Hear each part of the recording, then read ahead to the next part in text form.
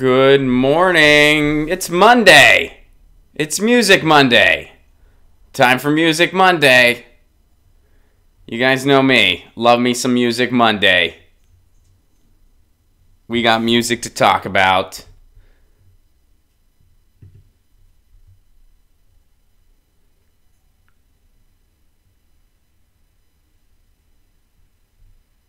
Hope everyone is well.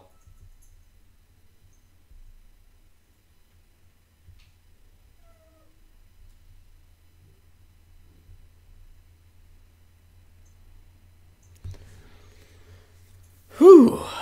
Another week. What's up, Daniel? What's up, Balthazar? How about Donation Tracking Tuesday? I know, Streamlabs. What's up, Angie? Hello from Boston. See you in June. Why do you say that, Ron? Well, because Graham Elwood and I will be in Boston in June. Stay tuned. Dates are going to be announced, which we actually got some more dates to announce soon here, actually. The ticket links aren't available yet, but we have a couple more dates confirmed. What's up, Daniel? Thank you very much. Daniel says congrats on 14K subscribers. I appreciate that. Howdy, Chris. Good to see you. Hope everyone is having a lovely morning. According to the YouTube, it's telling me 0 people are watching. I guess once again, the number thing does not load as fast. The number thing. All right. Hope everyone's having a lovely Monday. I hope everyone had a great weekend. I had a pretty okay weekend.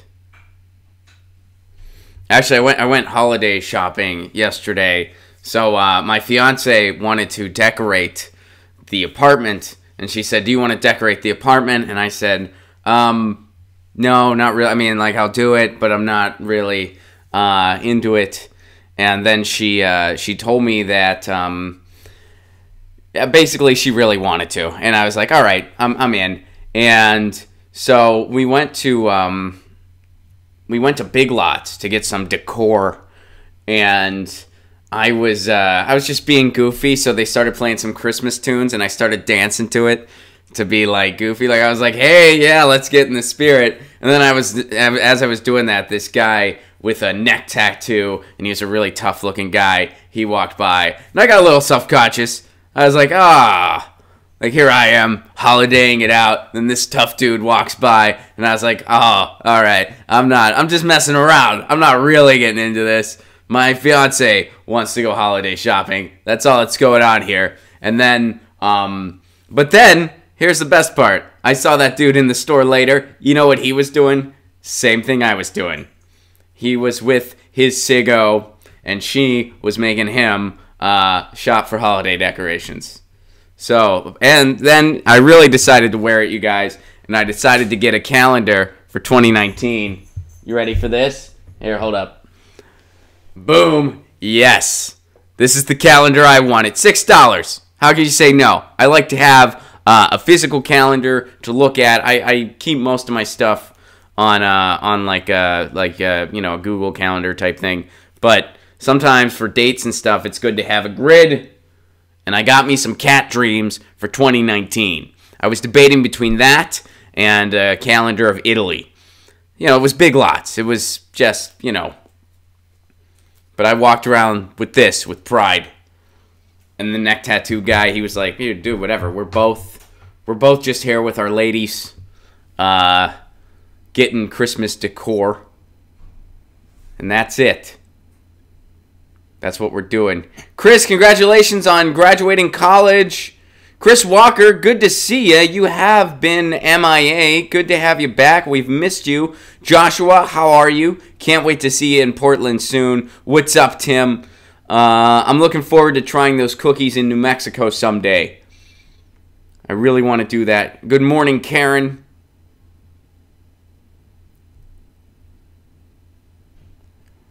Cats are my spirit animal, but I'm allergic, unfortunately. Chris, Benadryl, man. My fiance is technically allergic to cats, but she does.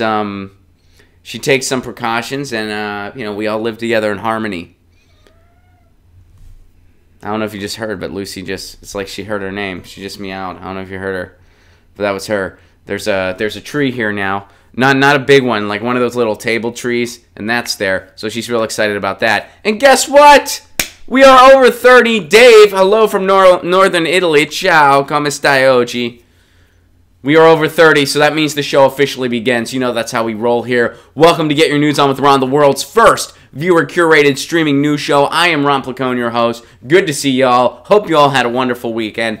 It is Music Monday, where music articles are encouraged but not required. You guys have been sending a lot of cool stuff. Some of them are music-related things. Some of them are not. We're going to go through it. We always start with a topic, and because it's Monday, we start with a music-related topic. And some of you guys already know this because we talked about it last week. But today's topic, our favorite record labels. What a fun way. I mean, come on. I can't believe it took us this long to do the label talk. But let's chat for a little bit about our favorite labels. I want to hear from you guys. I'll go first, and I'll give some shout-outs based on some of the different parts of my life. First shout-out I got to give is to Discord Records in Washington, D.C. The first, like, real punk album, not real punk album, but, like, the first punk album I got where I really heard it, and I was like, holy shit, this sounds like Kids in a Garage. This is something I want to do, was when I got the Teen Idols, and the Teen Idols, not the Teen Idols, the 90s skate punk band, but the Teen Idols spelled I-D-L-E-S. It was Ian MacKaye of Minor Threat's first band before Minor Threat, and they released one EP, 8 songs. It was the first Discord release I ever got, and I read about Discord, and I learned what it all was all about, got into Rites of Spring, got into Fugazi, got into Minor Threat, got into The Germs spawning off of all that, got into Youth Brigade. Minor Threat was my favorite. I mean, I'm still a really big Minor Threat band to this day. Minor Threat fan to this day. Still waking up, folks. So Discord, Epitaph, got to get an honorable mention from me. You know, I am just old enough to remember when you didn't really have the internet to help you find music. So when you didn't have the internet to help you find music, well, the first thing you relied on was the radio. I'm also just old enough to remember pre-1996 rock and roll radio. Why was it different before 1996, Ron? Well, because in 1996, the Telecommunications Act of 1996 happened. Thanks, Bill Clinton. And among other things, that lifted all the regulations as to how much media one company or entity could own. So, radio stations got gobbled up by a company called Clear Channel, which, by the way, is now owned by Mitt Romney's company, Bain Capital, and they homogenized radio as we know it. And quite frankly, rock and roll radio started to really suck.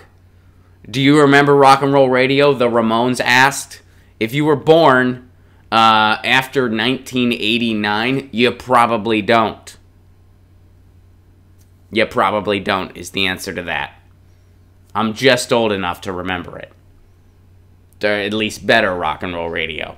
So, you know, during different times of the night, they would still mostly play your kind of mainstream rock fare, which I liked a lot of that stuff, don't get me wrong, but every now and again they would play something like a Rancid or a Bad Religion, and I heard that stuff and I thought, holy shit, who is that? Ruby Soho, what song is this? This is one of the coolest songs I've ever heard in my freaking life. So I grabbed Out Come the Wolves, still one of my favorite albums to this day, and got into Rancid, got into Bad Religion, got into DFL, got into Pennywise. Because what they would do, and I don't know if they still do this, I'd imagine they don't quite the same way, but when you would buy an album from an independent label, especially an independent punk label that can't really rely on much radio play, you would get a little form to order more shit. They would give you a form, they would describe the bands, and that was how you ordered more records. You would fill it out and you would get more records sent to you. And the other thing that they would do is they would have compilation albums in different record stores, which is exactly what it sounds like. It would be a compilation put out by the record label featuring 1 or 2 songs from all of their artists. And you would get this compilation, and they would sell it at the record stores, and they would sell it for pretty cheap because they wanted people to buy it. obviously, and they wanted people to discover music from it. It was basically advertising in many ways. But it was the coolest kind of advertising because it gave you music. It was like, here's music. This is before Spotify. This is before Napster even. This is before all that stuff. This is before YouTube. This is back when most bands didn't even have a website. Only a couple did. So got to give a shout out to Epitaph and everything that spawned from it. Got to give a shout out to K Records over in Olympia, Washington. Obviously, some of you guys are pointing that one out. Got to give a shout out to 4AD, the Pixies, later Bell and Sebastian. A lot of great records. And let's see, got to give a shout out to SST, because really so much can be traced back to SST. Now, I've heard there was some bad blood between a lot of the SST bands and Greg Ginn from Black Flag, but look at all the bands that really spawned out of SST. The Meat Puppets, Dinosaur Jr., just to name a few.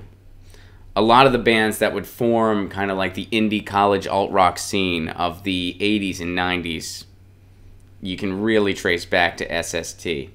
Let me go to what you guys are saying. 4AD and Cocteau Twins, Patricia gives a shout out to. Patricia, send my love to Manchester, you know that. Andy also gives a shout out to Compilation Records. Yeah, I used to love those. Not Compilation, the record label, but Compilation Record, the records. Which, by the way, moving forward, I got to give a shout out to Vagrant Records that came a little later. Got to give a shout out to Victory. And Josh points out, I'm a huge music lover, but haven't paid much attention to record labels. You know, it's one of those things. Record labels, I feel like they used to be tastemakers in their own right. Record labels used to kind of be a brand you could trust, where if you like some of their bands, chances are you'd like all of them. I feel like in today's world, that's not quite what it used to be. I don't think that's totally extinct, because there's still a few newer record labels I'm into. Burger Records. You know, I know Burger Records specializes in really cool kind of pop punk, surf rocky punk music. And I've never heard anything from Burger Records I didn't like. I'm not a huge connoisseur, but so far everything I've heard from that label I've liked, and they're a pretty popular label. So it does still happen. It's not what it used to be, but it does still happen. Daniel, Glacial Pace Records is awesome. It's Isaac Brock's label from Modest Mouse. Cool. I am not familiar with that, but that sounds really cool. Which, by the way, you brought up Modest Mouse, so I got to give another shout out to Suicide Squeeze Records. Let's see what you guys are saying. Matador, Daniel, good call. Matador Records is a great label. And Third Man Records, Jack White's label. Steve, good to see ya. Which, by the way, mark your calendar. April 14th. Going to be at Zombies Bar in San Antonio. I know Steve lives in San Antonio, so I'll make that announcement right away because he just logged in. I'll make more show announcements at the end. But, all right, let me get some of your guys' labels, and then we got a lot to cover today, so we're going to move on. Fat Records, good call, Slow News Day. Fat Mike's label. Cherry Red Records. Patricia, I'm not crazy familiar with that one. I mean, I've heard of it, but, yeah. Hellcat Records, something that spawned from Epitaph. Absolutely. Earth Crisis gets a shout out. Slow News Day gives a shout out to Outcome the Wolves. Still one of my favorite records to this day. No Age Records. Just a Normal Average Guy says Nickelback is Clinton's fault. That is technically true. Oh, Mike S. Good shout out, and I can't believe I forgot this because I just went to their store in London. Rough Trade Records. Factory Records over in Manchester, Cherry Red, which I know is part of all that scene. I'm just not as crazy familiar with them. Touch and Go out of Chicago. Good call, Mike S. Frontier, Posh Boy, BYO. I'm familiar with BYO. Frontier, Posh Boy, not as familiar with. Alternative Tentacles. Yes. Jello Biafra's label in Northern California. Still putting out great records to this day. A1 Records in Anderson, Indiana.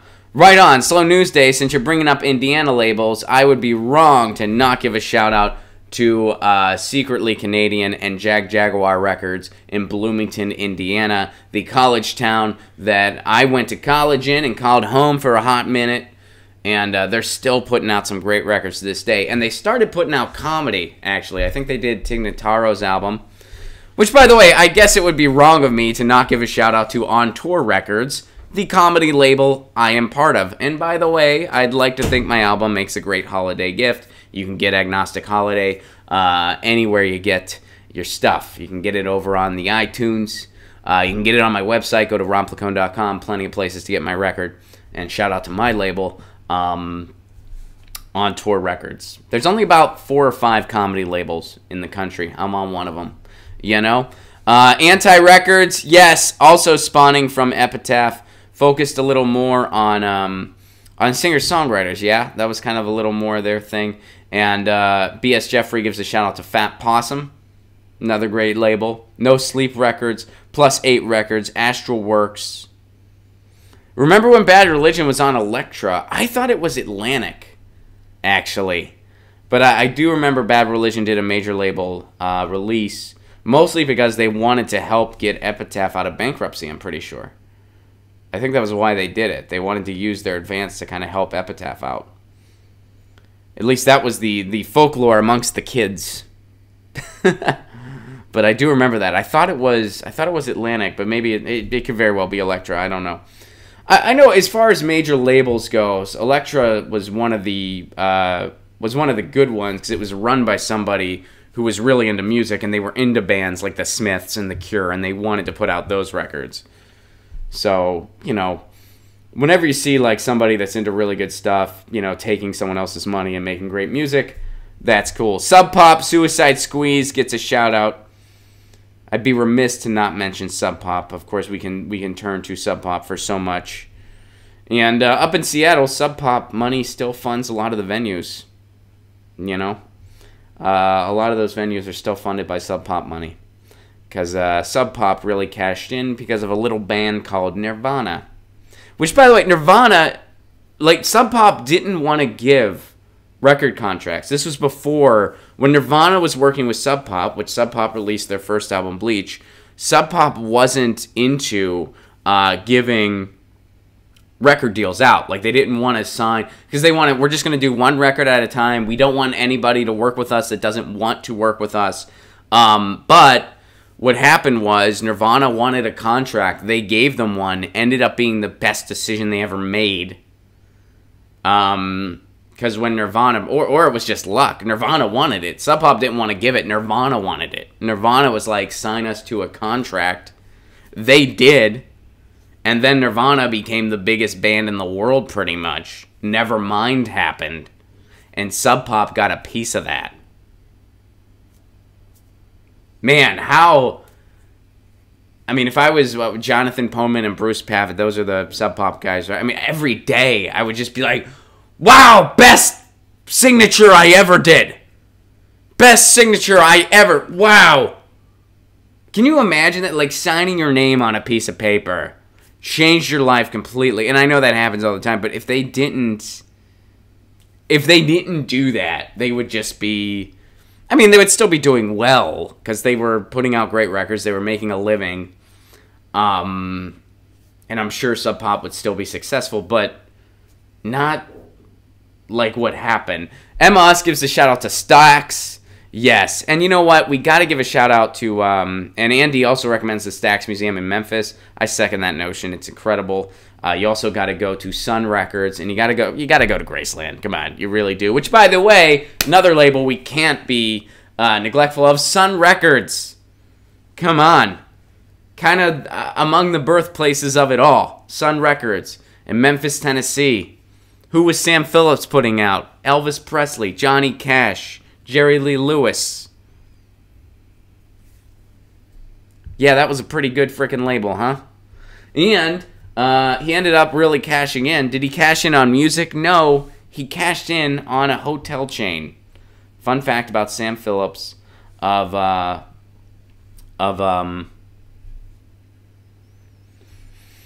of Sun Records in Memphis, Tennessee. Sir Bikes a Lot Day, good to see you. Thank you for the super chat contribution. Hey Ron, please mention the fact that Julian Castro, presidential hopeful, voted to remove a bike lane when he was mayor of San Antonio. All right, consider it mentioned.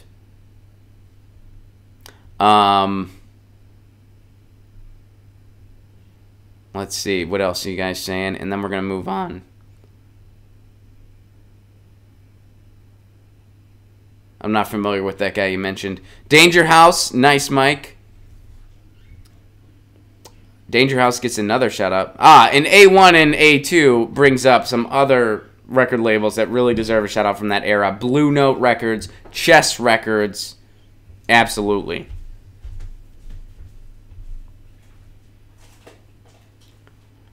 Radio Friendly Unit Shifter, shout out to a Nirvana track there.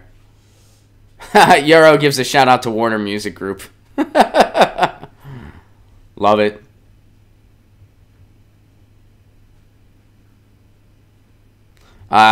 Julian Castro gets another mention. So I'm not familiar with this person. I guess they're trying to run for president.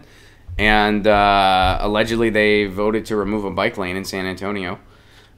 Which is a lame thing to do. Don't know much about that person, but that's a lame thing to do. I know that much. Cool. Let me see if I'm missing any, because I don't want to neglect any of the good labels. Mark, saw Nirvana 3 weekends in a row in spring quarter 88. I think I saw them a dozen times. Sheesh, Mark. I'm a little envious of you, buddy. I never got to see Nirvana. I was too young. Omar, yes, only Bleach was on Sub Pop. The rest was on the rest was on Geffen as far as Nirvana records go. Alan follows up the shout out to Discord. Washington D.C. Duck Down Records, Matic Entertainment from MS. I'm not familiar with that. Stiff Records from Patricia, good shout out, and Two Tone Records, very good shout out, Patricia. And again, please tell Manchester I said hello, and I miss them desperately. Some artist shout-outs from Joshua, Rhymesayer, Sage Francis, Atmosphere, Aesop Rock. Some socially conscious hip-hop for you. Brother Ali, Idea, and Abilities, Rob Sonic.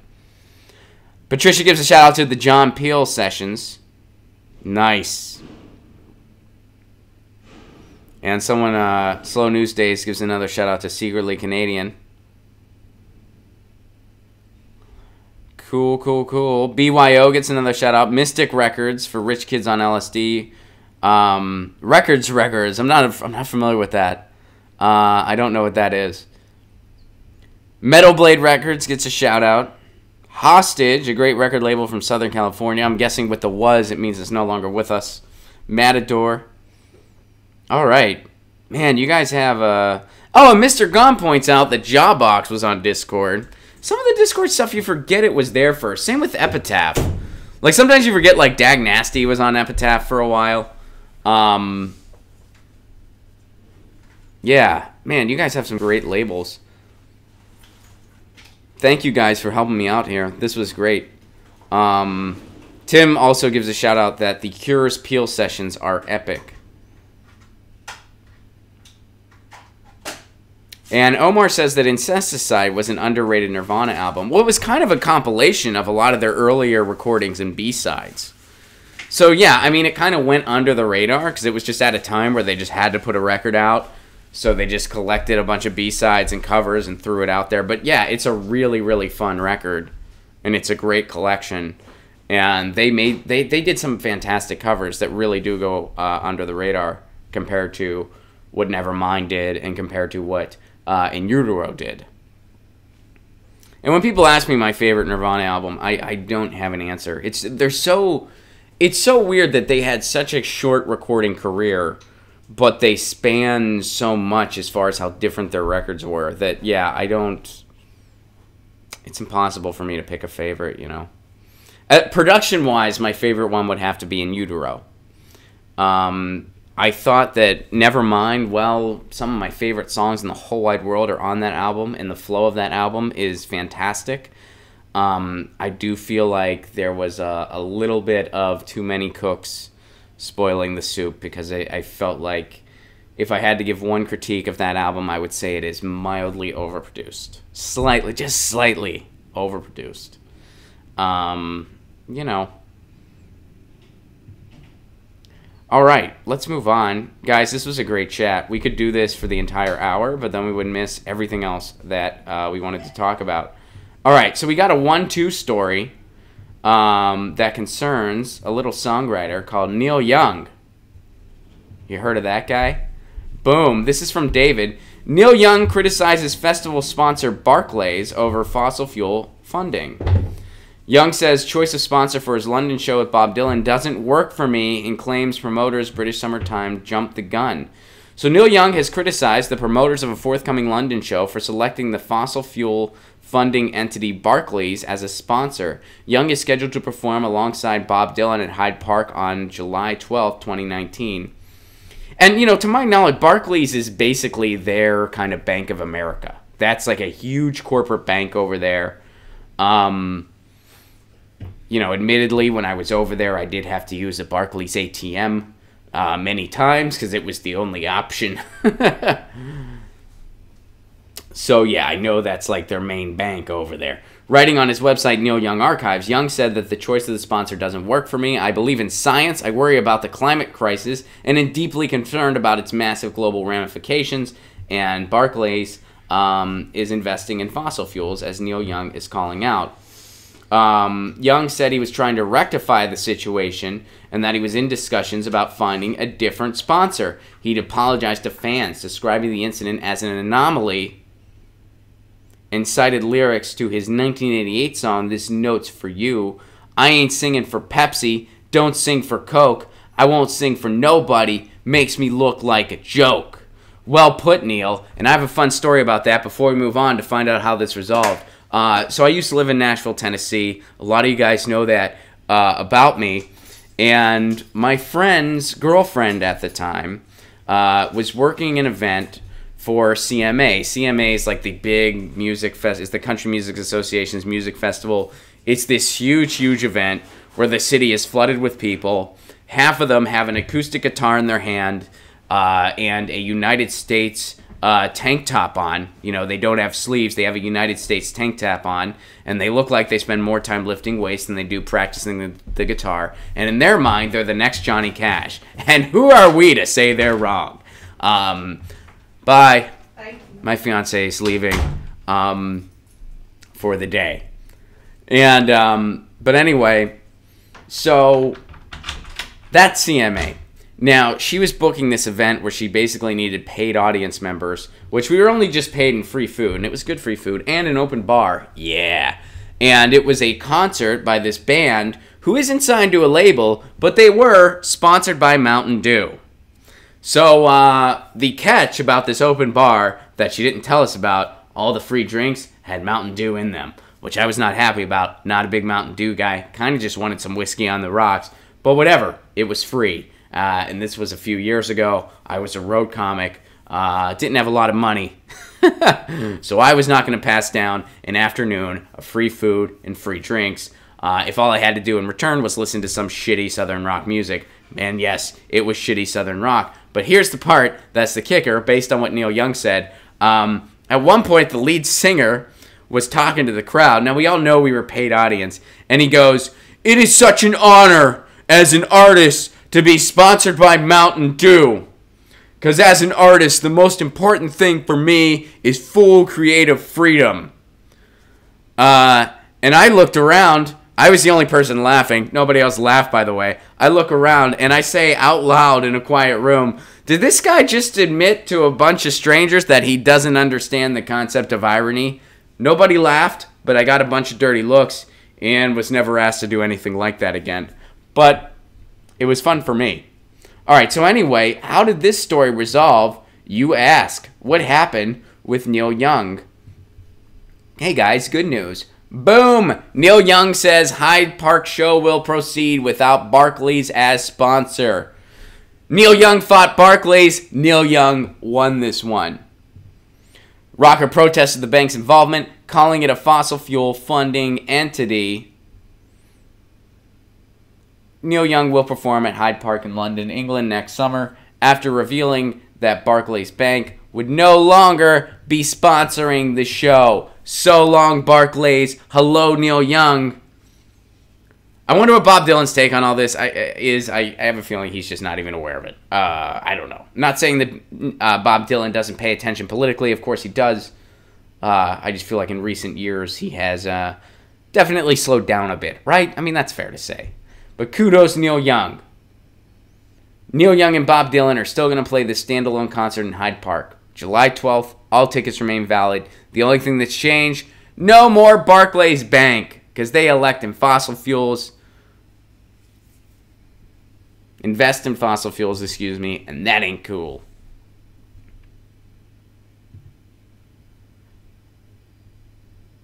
And, you know, Neil Young sets a good example for us.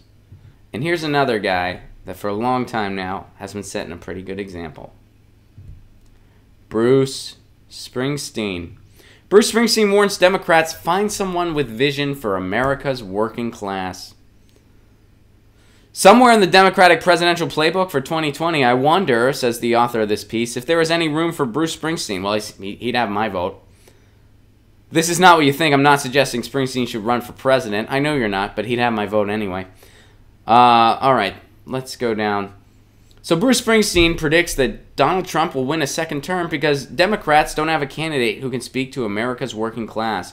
In recent interviews with the Sunday Times of London and with Esquire magazine, Springsteen laid out a case for how much Democrats continue to be disconnected from the kinds of voters they once embraced.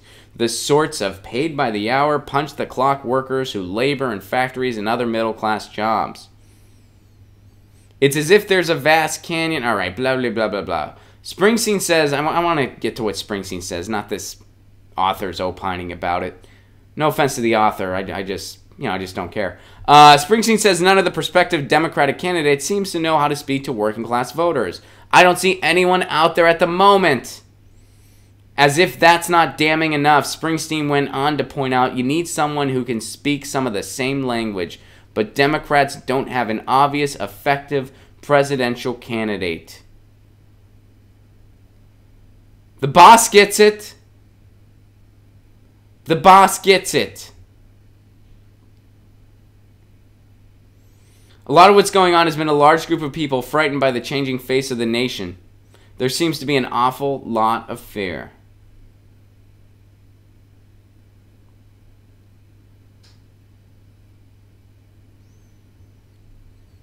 I don't know if there's a way to bring those jobs back. He's referring to a lot of the jobs that were lost. And I think that that's what's causing so much anxiety to so many Americans. The Founding Fathers were pretty good at confronting their fears and the fears of this country. And it's an old cliche where geniuses built the system so an idiot could run it. We are completely testing that theory at this very moment. I do believe we'll survive Trump, but I don't know if I see a unifying figure on the horizon. That worries me.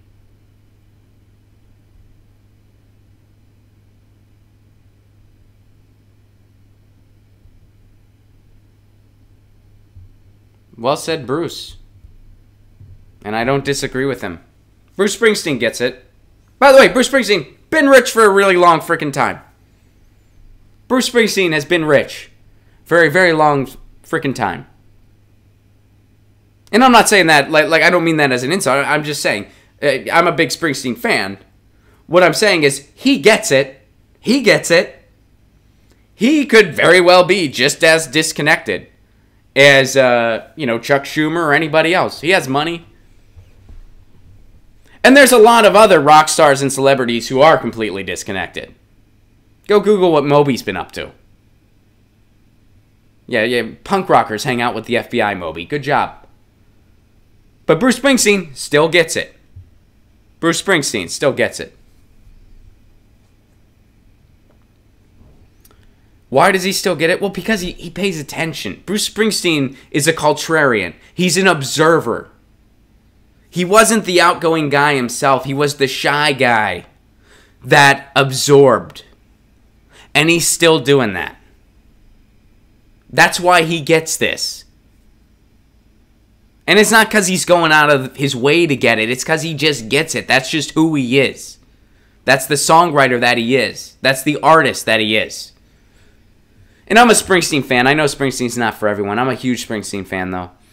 Springsteen on Broadway, I think, came out recently on Netflix, and I've been hearing segments of it in Sirius Satellite Radio, and I've been really enjoying it. But, which, by the way, over the holidays, my cousin and my dad were having an argument over Bruce Springsteen versus the Grateful Dead.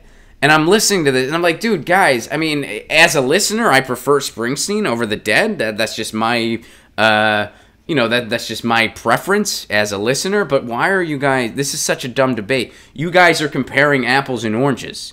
Apples and drug-soaked oranges.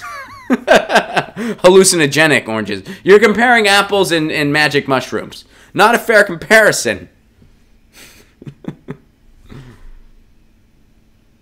Anyway, good for Bruce Springsteen. Hey, you can be rich and still get it. Or be totally disconnected. All right. Guys, we're going to go here. Now, I have a disclaimer for this next one. Before you roll your eyes or go in the chat and say, Ron, this isn't important, move on to something important. Ron, this is low-hanging fruit. Before you do that, hear me out first as to why I'm bringing this up. Give me a chance to unpack it completely before you say that. I'm asking this. Foreshadowing. So before you jump to conclusions, give me a chance to break it down first. Then jump to conclusions. But give me a chance to break it down first. That's all I'm asking. All right. Donald Trump, he sure is a dummy. Look at what he did. Oh, he says good border security, and he misspelled border. He did it with an A. What an idiot. If anyone needs to know skateboarding's not a crime, it's Donald Trump, right? Border security, you mean protecting the skateboarders? I'm with it, Donald. We all make typos, according to Yahoo News, but fairly or not, President Donald Trump's textual slip-ups draw more attention than most. Well, I think it's fair because he's the frickin' president. I don't know what the point of that sentence is, fairly or not. No, it's fair. He's the frickin' president. So he wrote border security, huh? And now there's all kinds of funny memes. Let's see if any of them are here where they have. There we go. Baby rider on board. It's a baby on a skateboard because that's what he's calling. Casey Maddox. Our bed and breakfast should be safe. Border security now. That's funny. I like it. They have pictures of snowboard. This is a funny meme. Come on. It's a security guard guarding a surfboard because he wants border security with an O. Ron, are you going after the low-hanging Trump fruit? Are you really doing this? We know he's a dummy. We know he's an idiot. He does stupid stuff on Twitter all the time. Well, he's not a dummy when it comes to PR. So why am I bringing this up? I'm actually not bringing it up for that reason. Not that I'm not saying that I'm above having a cheap joke at Trump's expense. I'm not. He's the president. I think that's one of the things that helps keeps us sane. But in this case, whenever I see something like this, Donald Trump, who I despise as much as the next person, it turns my stomach every morning knowing that man is president. I disagree with that guy on pretty much everything. And the few things he says that I'm actually on board with, like non-interventionism, like giving everybody health care, those were just lies. And I knew they were lies. He hasn't delivered any of those things, and I doubt he's going to. So, not a fan of Trump, but I know the guy knows PR. And whenever I see something like this, I can't help think, what are they trying to deviate our attention from? Guys, you know, interesting. Well, this was going on. Trump made a dumb tweet again. I wonder if there's something he might not want us to pay attention to. Oh, what else is going on this morning? This is U.S. conducts 6 airstrikes against Somalia extremists, leaving 62 dead. See? Told you guys, there's another reason I brought up the Twitter thing, and that's why. Whenever I see something like this, I ask the question, where did we strike? Because whenever you see something stupid like this from a Donald Trump, there is almost always an attack somewhere. This is no different. Over in Kenya, 6 U.S. airstrikes killed more than 60 people in a coastal Somalia town. These were preemptive strikes, according to the AP article, were preemptive strikes to prevent a major extremist attack. Now, what is preemptive strikes code for? Preemptive strikes is code for nobody did anything to us. They were unprovoked. Unprovoked attacks. We just randomly attacked a place. That's what we're preemptively striking. They might do something at some point somewhere. Somalia, a poor country that the only way they're coming to the U.S. is on pirate ships. Literally, the Somalia pirates. They're a threat to the most powerful country in the world. We decided we needed to preemptively strike them. Let's go back to the article. No civilians were injured or killed in the attacks, it said. Do we know this? 62 people were killed. And this was a preemptive strike. Do we know who was doing what? Why we were doing this?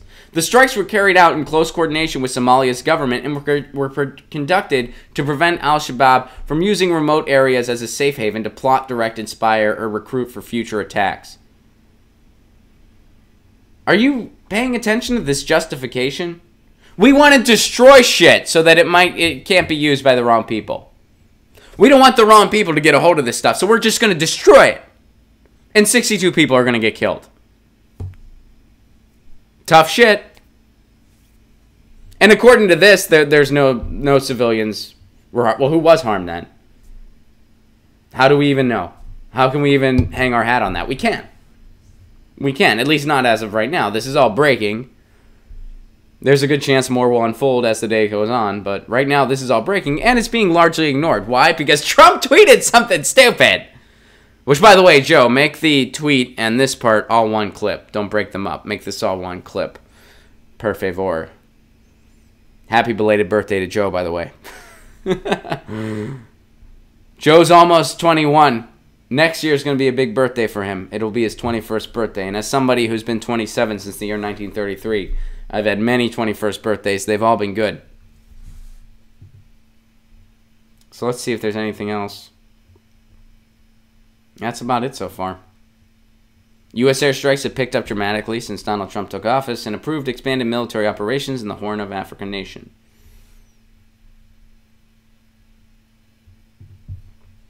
Oh, and here, maybe this is something you didn't know. I actually didn't know this.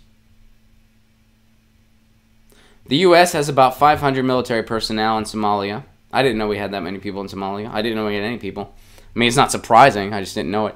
And earlier this month, opened a permanent diplomatic presence. Diplomatic presence! Oh, gotta love the verbiage they use.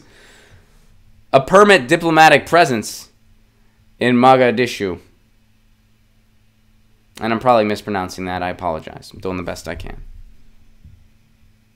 Diplomatic. It's diplomatic when you have a preemptive strike against a poor country that did nothing to you and 62 people die. That's diplomatic. Where is that diplomatic? Nowhere. Nowhere. That's diplomatic if the word diplomatic means something completely different. If we just ignore what that word actually means, it's diplomatic. But Trump tweeted something dumb. Give a little catnip to the Mick resistance. Meanwhile, this is what's going on. Stuff like this is going on. This is from our Reddit. Oh, which, by the way, I haven't been shouting out a lot of the bringers of these stories. David gave us the 1-2 Neil Young punch. Thank you very much for that, David. That was a really cool punch, and it's nice to have a happy ending. Here's something that doesn't have a happy ending, but we're going to end with a very happy ending. That sounded kind of perverted, and I apologize for that. Not what I was going for. All right, let's move on. Boom! Not the kind of moral leadership we need. This is from our Reddit. Critics pounce after Schumer refuses to back Medicare for all. So, Chuck Todd, out of all people, it's surprising it's Chuck Todd here, but Chuck Todd asked him whether he thinks it's time for Democrats to unify around Medicare for all. Kudos to whoever made Chuck Todd ask that question. Chuck Todd is one of the, well, Chuck Todd's an actor. I mean, that's just what, I'm not going to say something mean about the guy. Chuck Todd's an actor. That's what he is. He is an actor who plays a news anchor. And he's not that bright. Like I don't like to call people dumb. I really don't. But Chuck Todd is, at least based on the way he presents himself, not a very intelligent man. I don't think he knows what's going on in most cases. He's not even convinced by climate change. I think he basically just says what people tell him to say, and he is an actor who does an average job at impersonating a news anchor. That's just what he is. And that's how you make the big bucks, quite frankly, when you live in a system where what is supposed to give you news and information is the opposite of news and information, to paraphrase something Chris Hedges has been saying for years. Anyway, let's get back to this. So he asked Chuck Todd, is it time for Democrats to get around Medicare for all? And Chuck Todd, of course, couldn't answer the question. Schumer dodged, saying, look, Democrats are for universal access to health care from one end of the party to the other. Universal access. So everybody gets access to it. Do you get care? Not necessarily. We want more people covered, everyone covered. We want health care at a lower cost. People have different views as to how to get there. No, they don't. Many are for Medicare for all. Some are for Medicare buy-in. Some are Medicare over 55. Some are Medicaid buy-in. Some are public option. Or you could just give Medicare for all and avoid all that headache. I'm going to support a plan that can pass and can provide the best, cheapest health care for all Americans.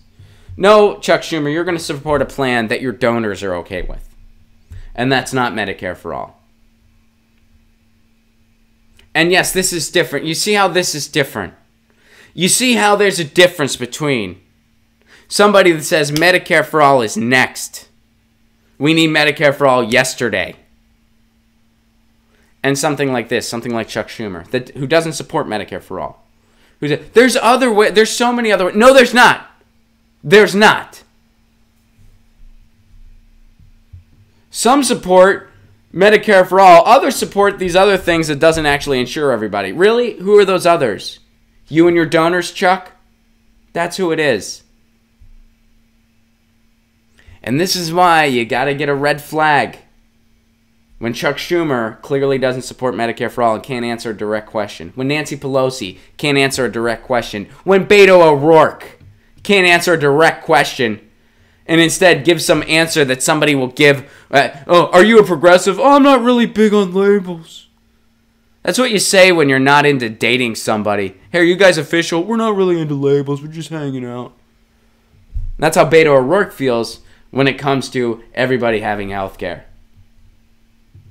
Good job, Chuck Schumer. Good job. I'm going to go to you guys soon, but there's one more thing I want to share because I want to end on a positive note. And this is from freepress.net. You guys know Free Press. They're an organization I'm a big fan of. And they do a lot for net neutrality, a lot for media reform, a lot for accessible journalism, and grassroots journalism. And here's something interesting that they are doing right now. Local government funds local news, and that's a good thing. When we start treating people not as consumers but as constituents, we'll find new ideas, new allies, and new resources to reverse the downward spiral in local journalism and restore the public's trust in the news. This is from Mike Rispoli and Craig Aaron, both employees of Free Press.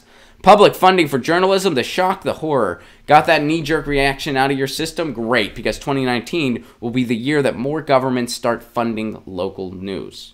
In New Jersey this year, thousands of residents organized, rallied, and lobbied lawmakers to pass the Civic Info Bill. This landmark legislation has created a first-of-its-kind public fund to support quality journalism, promising media startups and other efforts meant to better inform communities. The first $5 million for the Civic Information Consortium has gotten hung up in a procedural dispute between the government and the legislature, but 2019 will be the year the effort gets funded. And what is Free Press trying to do? They're trying to do this all around the country, and that is under the project called the News Voices Project. They're basically going around the country, and they're trying to get journalism funded on the local level in different communities all around the country. And yes, this is infinitely important. Why? Because local news has pretty much gone away, and there have been many efforts to revive local news. There was an effort called The Patch, which was an online digital newspaper, and every neighborhood had a representative. That, to my knowledge, ended up getting bought out, and it ended up just not standing the test of time. I think because they tried to homogenize that as best they could, instead of staying with the original vision, which was local journalism and local journalists in the community. And it ended up, I think, either going belly up or not having the influence that was originally planned. This is an organization that actually gets funding for journalism at the local level. And yes, that's a good thing.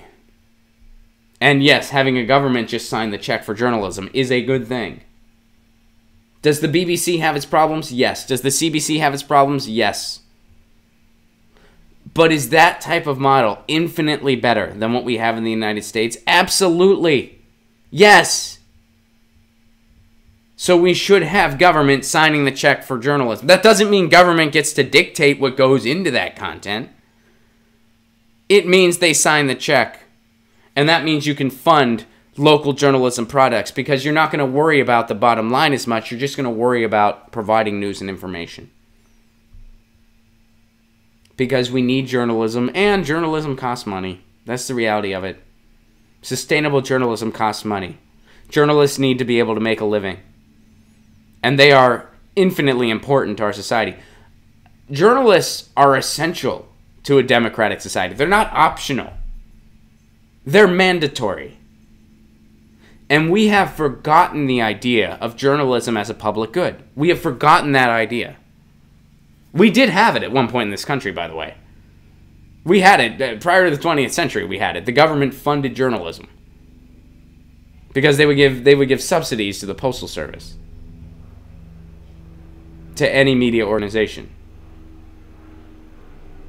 We've lost that notion. That's what freedom of the press used to refer to, by the way. Freedom of the press used to refer to accessibility, like you could participate in the media. You could be a newsmaker. Because they knew how important that was. We've lost that notion.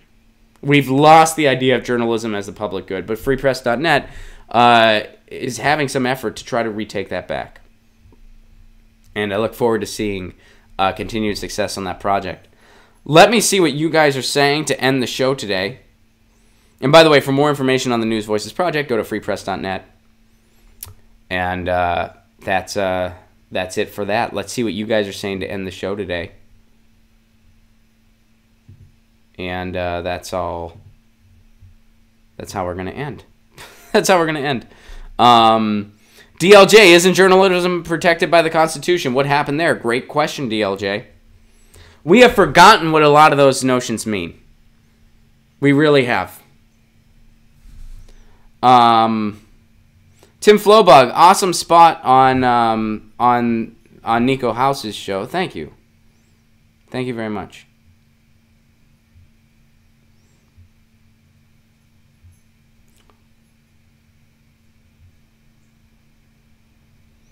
Ron, Jeremy Corbyn just tabled vote of no confidence in Theresa May. All right.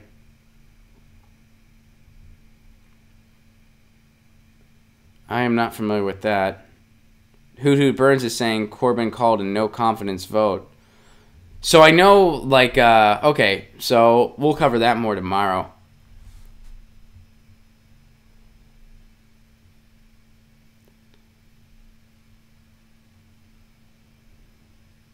I work for a small newspaper and some government funding would be amazing, Jordan says. Let's see. Local isn't always better. That's true, but local is necessary, very much so. No one's saying it's not always better. I mean, there's good journalism and bad journalism in every sphere, but sustainable local journalism is necessary in every community, and we don't have it. In fact, most communities don't have it. It's seldom you find one that does. Jordan is in the minority as far as working for a local newspaper. That's not common anymore. Those days are ending.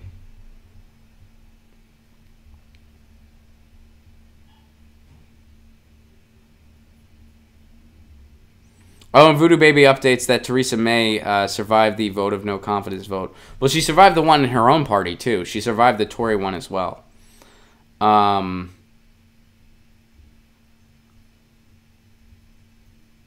So, guys, we are out of time. I thank you all for your contributions today. Romplacone.com. Guys, I got some tour announcements. First of all, Florida, get your tickets now.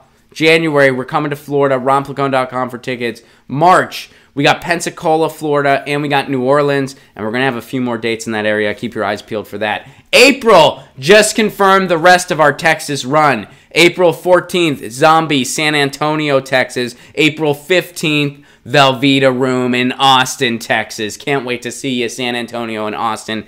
Tickets for Houston and Fort Worth are available now.